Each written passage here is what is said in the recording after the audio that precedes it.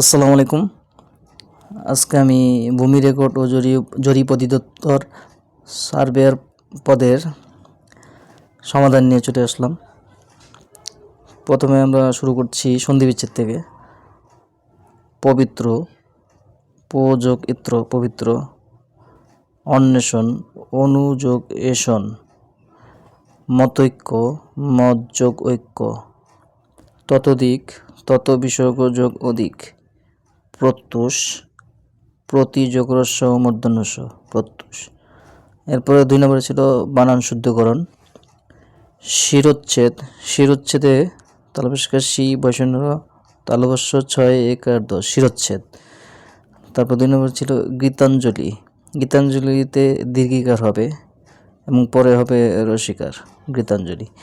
বিভীষিকা, বিভীষিকায় ফার্স্টে হলো রস্যিকার, তারপরে হবে দীর্ঘিকার এবং পরে আবার রস্যিকার, পরে কয়াকার কা, বিভীষিকা। মুমূর্ষুতে ফার্স্টে রস্যকার হবে, তারপর দীর্ঘকার, তারপর আবার রস্যকার। বুদ্ধিজীবী, বুদ্ধিজীবীতে ফার্স্টে রস্যিকার, তারপর 2টা হলে দীর্ঘিকার হবে, বুদ্ধিজীবী। 3 নম্বর ছিল ব্যাসবাক্য। ব্যাসবাক্য হলো আমরণ, মরণ পর্যন্ত, অব্যয়ভাব সমাস।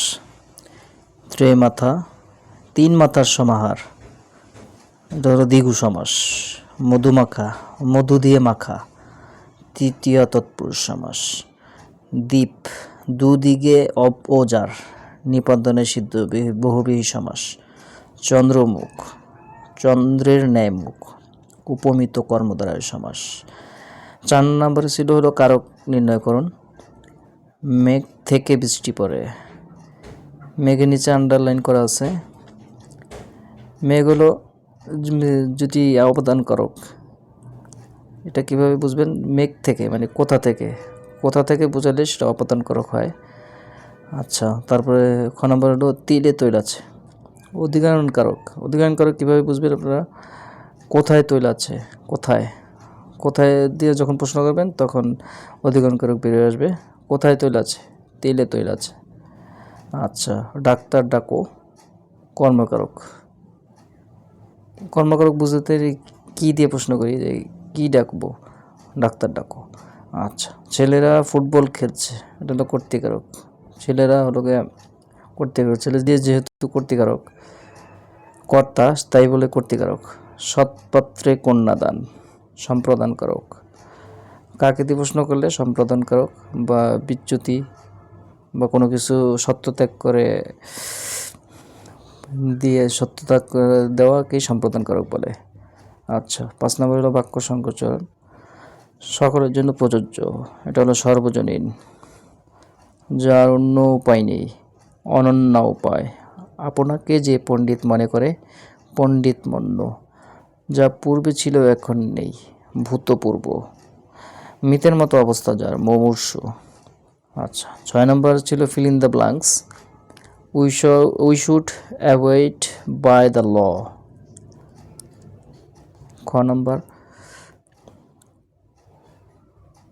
নম্বর হলো Mumtaz was married to Shahjahan, to বসবে ম্যারিডের পরে। He was absent from the meeting, from বসবে এখানে, অ্যাবসেন্ট ফ্রম যে সে মিটিংয়ে অনুপস্থিত ছিল। আচ্ছা, ঘ নম্বর হলো ইউ হ্যাড বেটার গো নাও, এটা কি বুঝেছে? তুমি এখন যেতে পারো। হ্যাড বেটার, হ্যাড বেটারের পরে সবসময় ভার্বের প্রেজেন্ট ফর্ম হয়, তাই এটা হ্যাড বেটার হয়েছে, হ্যাড ব্ল্যাঙ্ক ছিল। আচ্ছা, 9 নম্বর হলো I am ashamed of his conduct. 4 নম্বর হলো I am capable of doing, ক্যাপাবলের পরে সবসময় অফ বসে, capable of doing it. Are you confident of your performance. আচ্ছা, 7 নম্বরে বলছেন কারেক্ট দ্য ফলোয়িং সেন্টেন্সেস। ক নম্বর হলো rice is not always happy, এটার উত্তর হবে rice are not always happy, কারণ এটা প্লুরাল আছে, প্লুরাল থাকার কারণে আর বসেছে। খ নম্বর হলো everybody have gone there, everybody পরে সবসময় সিঙ্গুলার ভার্ব পড়বে, অক্সিলারি ভার্ব পড়বে, এর জন্য এখানে হ্যাজ বসছে, has gone there. One of my friends are a lawyer. One হলো সিঙ্গুলার, সিঙ্গুলারের পরে সবসময় সিঙ্গুলার ভার্ব বসবে, অক্সিলারি ভার্ব বসবে, তাই এখানে বসেছে one of my friends is a lawyer. Yesterday he has gone home. Yesterday he went home. Yesterday যেহেতু পাস্ট টেন্স আছে তাই সেখানে ওয়েন্ট হবে, গো ওয়েন্ট গন, ওয়েন্ট বসবে পাস্ট ফর্ম।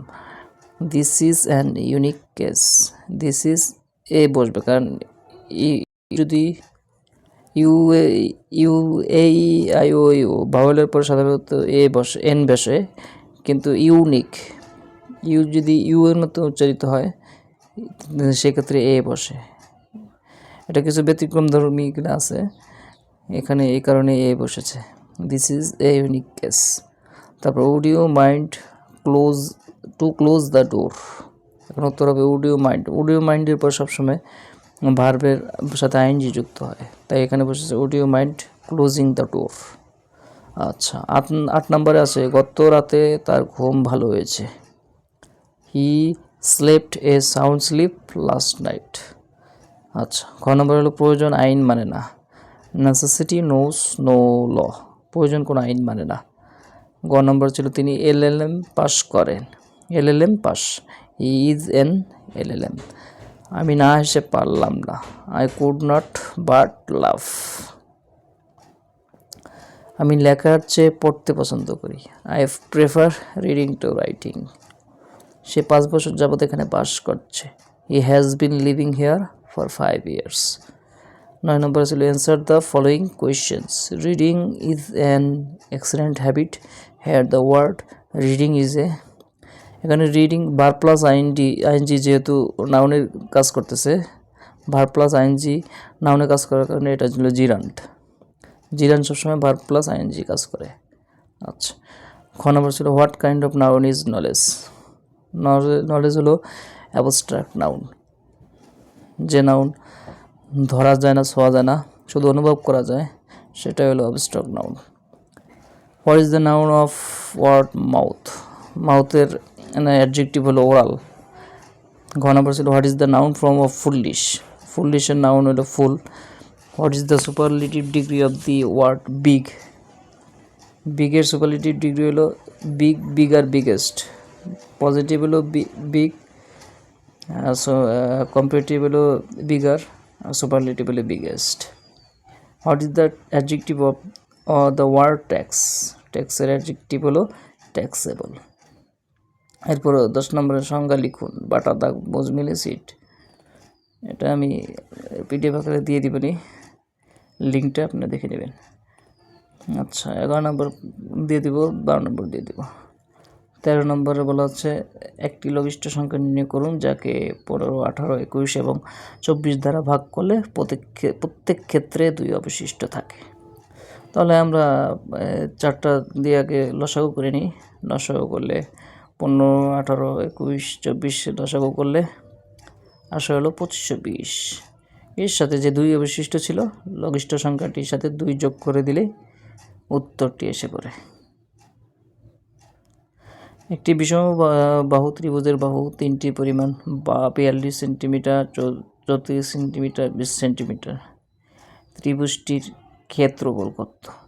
আচ্ছা, বিষম বাহু ত্রিভুজটির প্রথম বাহু দেওয়া আছে এ 42, দ্বিতীয় বাহু বি ধরে 34, তৃতীয় বাহু সি ধরে 20 সেন্টিমিটার দেওয়া আছে। এখন আমরা এটার অর্ধ পরিসীমা বের করব। এর সমান সমান A plus B plus C divided by 2। এটা সমাধান করলে হয় 48।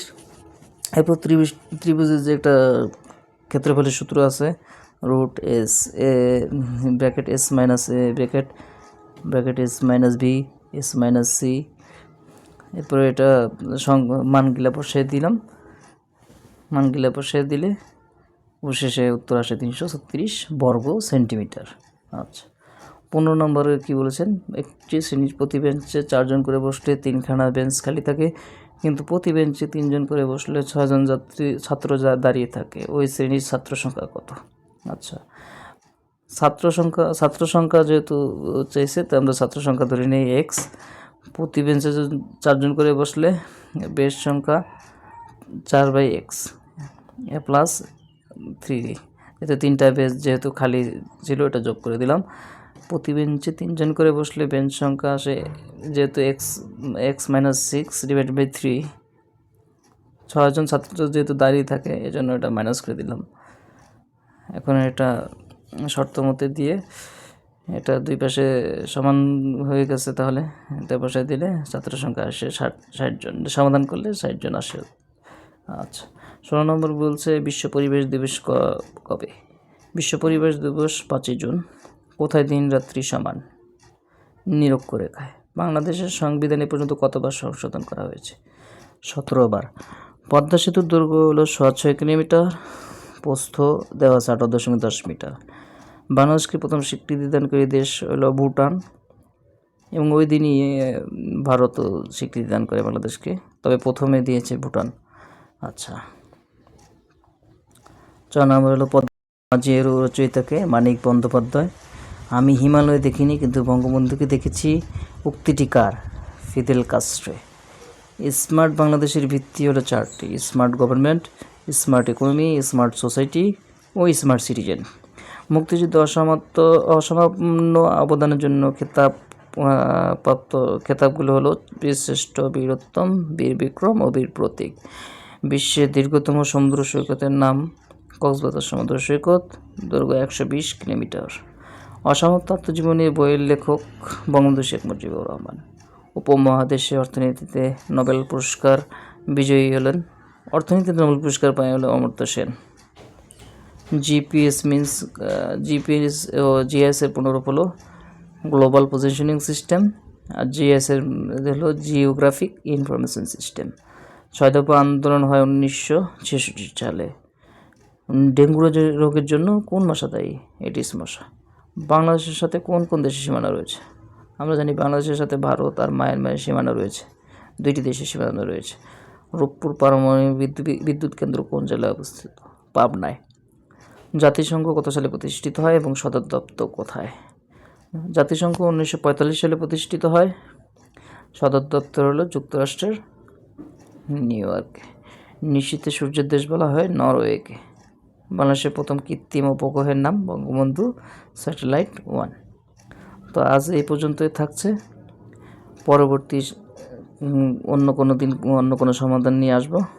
সবাই ভালো থাকবেন, আর আমার চ্যানেলটা সাবস্ক্রাইব করে দিবেন, সঙ্গেই থাকবেন আমার চ্যানেলের সাথে। সবাই ভালো থাকবেন, আসসালামু আলাইকুম।